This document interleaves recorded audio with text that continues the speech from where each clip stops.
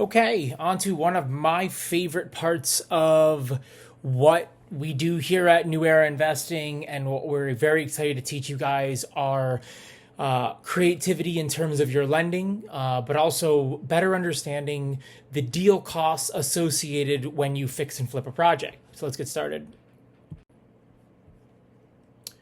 So we'll start off here with types of lenders. Number one first type of lender is a private lender. When you first start off, private lenders are most typically friends and family in exchange for their money to complete the project, both on the purchase and the rehab, of course. There's two sides that you have to raise on. You can offer them either interest or do a profit share arrangement. Starting with the profit share arrangement, you can simply split the proceeds 50-50 in exchange for the capital to purchase the home and to complete the renovations. An example is that a private lender gives you $300,000 for a project. The total profit on the project is $40K. You split the proceeds 50-50. So you essentially pay them $20,000 in their equity proceeds along with their principal investment of $300,000, and then you keep the $20,000. There is another way to go about offering returns to those private lenders, to those private investors, which is going to be on the debt or the interest. Here at New Era, we are most familiar going this route. We found it to be more advantageous going this route. One of the major reasons there is when you're offering on the interest or you're offering on the debt, it can become more of a fixed cost because you know what the interest rate is, and you can at least forecast how long you'll be borrowing their money for. Thus, you can more accurately estimate what you're going to make on the deal. So, private lending on the interest, offering to borrow their money at a certain interest rate, generally between 10 and 12% annually, or 0.83 to 1% a month. Keeping one thing in mind, the interest rates of 10 to 12%, when it's communicated that way, it will be over a year. So if you don't use that money for a year and you return principal prior to, you do not pay the full annual interest. Rather, you just pay for as long as you held the money. So if you're at 12% annual interest annually and your flip cycle takes 6 months, you will owe 6% interest in that scenario. An example here, same example as the top. A private lender gives you $300,000 for a project at a 12% interest rate, annual interest rate. The project takes you 4 months. You then pay them $12K in interest plus their principal investment, and you keep the rest. So as you see in both those examples there, the interest option yielded you a greater return. Looking at it there again over 4 months, so it's at 12% annual rate, which is about 1% a month. For 4 months, it's 4%. At $300,000, 1% being $3,000 times 4, $12,000 in interest. So when you're starting, however, here's the major question about this. This is obviously would be great, but when you're starting, it can be challenging to find individuals who not only have $300,000 liquid available at the time, but also trust you enough to allow to invest that amount with you. It's something personal. It is a lot of money for when you're starting off for one person to invest. So in our trajectory, in our career at New Era, this was not something that was readily available to us off the bat. It came with time. All right, so now the most common source of financing for first-time, even experienced fix and flippers. These are, which many of you have probably heard of, these are hard money lenders. Hard money lenders are a very common source of financing for the investors. They're very easy to find. There's a lot of them out there. It would take a lot less effort to find these guys than it would to find the individual who has $300,000 available, private lender wise, that is confident enough to invest in your deal.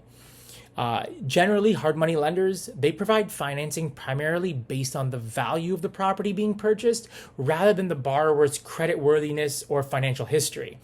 This is because the property serves as collateral, so it's a recourse loan. And if the borrower defaults, the hard money lender can sell the property themselves, minimizing the risk of loss. Okay, let's unpack that a little bit. To give a good example, this is a little different than if you were to get qualified for a conventional loan buying your current primary residence. There was your mortgage lender required a bunch of information from you: pay stubs, bank accounts in the last 3 months, your credit. A lot of factors went into that in terms of that lender lending on the product on the property. This is a little different. These guys are lending off the opportunity. The better the opportunity, the greater leverage you're going to get. These guys also know that if you default or if you're unable to make your payments, they're gonna lend at a certain percentage that they can take. If you default, they can take control of the asset, and they're very experienced in disposing it very quickly. So they're okay with taking the risk. Now, there are still requirements for these hard money lenders. They're not just going to blindly lend to you. They'll have a couple of requirements in terms of your credit and also in terms of your liquidity. As mentioned here, some hard money lenders may, however, require borrowers to have a certain percentage of liquidity based on the loan amount. If you don't have the necessary liquidity in your bank account, you might need to bring on a sponsor or someone who can JV the deal, who has the demonstrated liquidity available. The liquidity that they're needing, they want to make sure you can make your monthly interest payments. They don't want to lend to you if you're unable to make your interest payments on the loan. So what they're going to do is to ensure that you have the liquidity available. That's why specifically I'm mentioning liquidity based on the loan amount, because the higher the loan amount, the greater the liquidity requirement will be. Now, they're typical terms from hard money lenders. These guys are going to be expensive, but they're meant for a specific purpose. They're meant for velocity. They're meant for people who can come in, borrow the money, in this case, forcefully appreciate the asset, get that back on the market, and get it sold in a shorter period of time. And they're very advantageous for that type of borrower, which is a fix and flipper. They're usually funding between 70 and 90% of your cost. So your cost is your purchase price and your rehab cost, your total project cost. These guys are going to come in 70 to 90% loan to cost. They can close within 7 to 21 days. So you can either quick close, they may require appraisals, things like that, which are annoying, but there's no way around it until you show experience. Then you hit us up and we'll introduce you to one of our guys who will never require that. But in starting off, these guys are going to ask for appraisals to ensure that the value is there at the home. So they're lending just a portion of that. They're going to offer annual interest rates between 8 and 15%, and you're going to make it on a monthly interest only schedule. So, if it's, call it 12%, that would be your borrowing at about 1% a month. So every month you hold it, it's an extra percent. And then at the end of the term, there'll be a balloon payment of the principal amount. They're going to charge a loan origination fee, 1 to 3% of the loan value. So again, these guys are going to be expensive. On top of that, they're going to have additional fees. They're going to have processing fees, appraisal fees, underwriting fees, other admin fees. You're going to see some bullshit fees. You're going to be like, what the fuck am I paying for? But this is the service you get. You get the convenience, but you pay for it, which is very normal in real estate. So this is kind of in the example of the most typical type of way you finance your deal, which is via a hard money lender. Now, I had mentioned, they're going to lend 70, 90% of the cost. So specifically, that's called loan to cost. Some lenders are going to do loan to value, and I can get into that in a later module, but I'm just going to talk about loan to cost for now. The loan to cost ratio compares a loan amount to the actual cost incurred to purchase and to renovate the project. So it's the loan amount versus the total project cost. Total project cost is your purchase price plus rehab. The loan amount divided by total project cost, that's your leverage. So for example, if you were to, if the total cost to buy and renovate a property is $150, the lender offering 80% loan to cost would lend about $120, meaning you're gonna have to come $30K for down payment plus closing costs.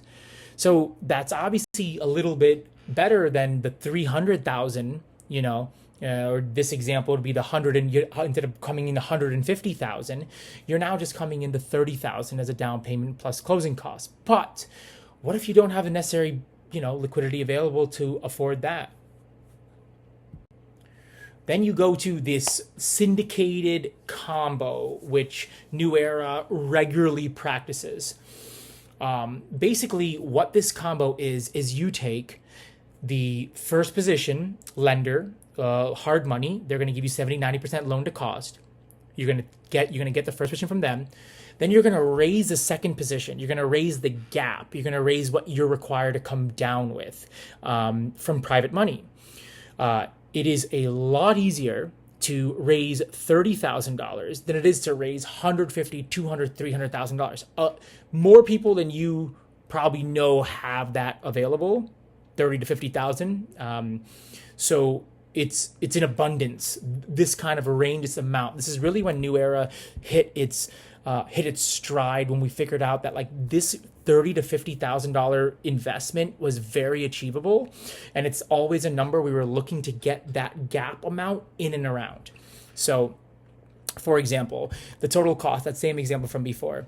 So the total cost to buy and renovate a property is $150. Lenders offering 80% loan to cost. They're going to lend $120. You got to come $30,000 the down payment plus closing costs. So what you'll do then is you'll go and you'll raise that down payment from private money.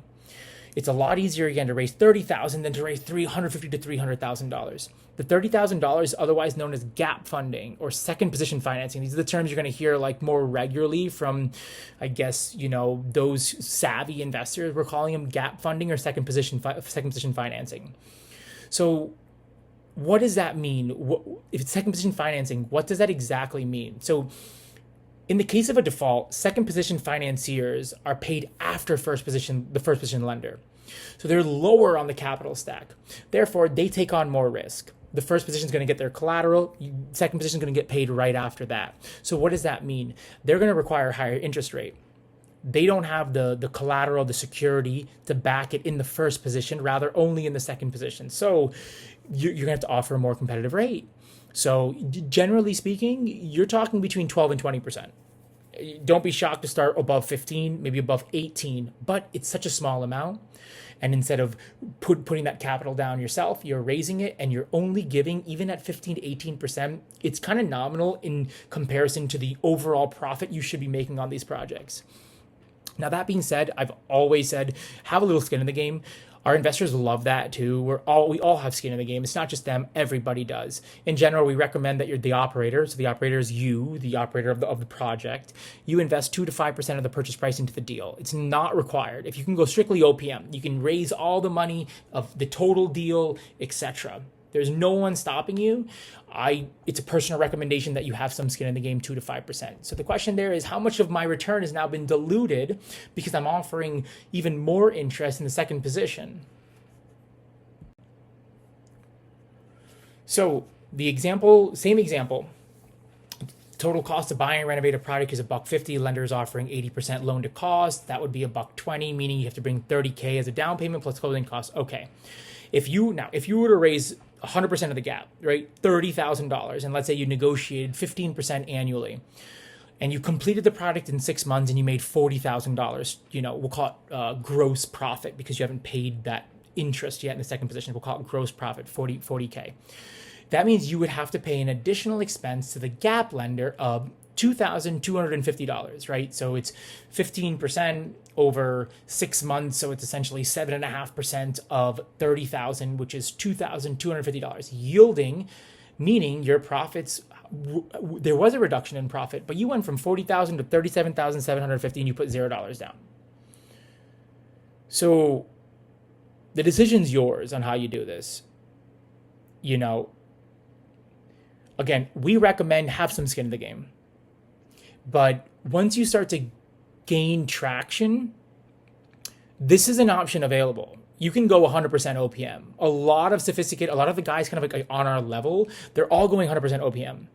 So it's a tried and true practice. You just have to be careful getting over leveraged, because that is definitely a reason you will never come back into the space. You will become over leveraged and you're going to have to come out of pocket yourself 5-6 digits even to make sure you don't become over leveraged.